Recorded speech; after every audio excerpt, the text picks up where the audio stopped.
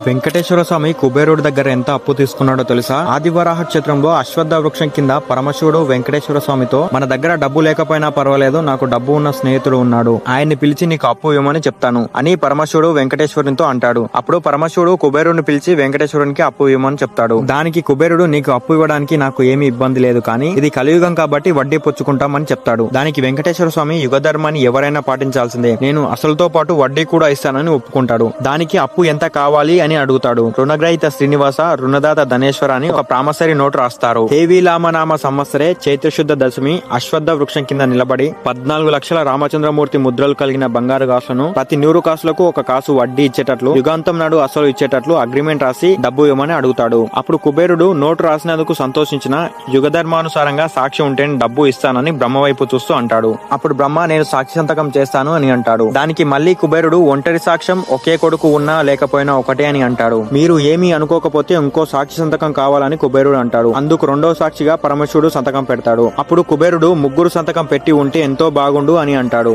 అప్పుడు మూడో సాక్షి ఎవరా అని తల పైకెత్తి చూస్తే అశ్వత్థ వృక్షం కనబడింది. ఆ వృక్షం మూడో సాక్షిగా సంతకం పెట్టింది. ముగ్గురు సాక్షి సంతకాలు పెట్టాక కుబేరుడు వెంకటేశ్వర స్వామికి 14 లక్షల బంగారు కాసులను ప్రతి 100 కాసులకి ఒక కాసు వడ్డీగా అప్పు ఇవ్వడం జరిగింది. మీకు వెంకటేశ్వర స్వామి ఇష్టమైతే ఓం నమో వెంకటేశాయ అని కామెంట్ చేయండి.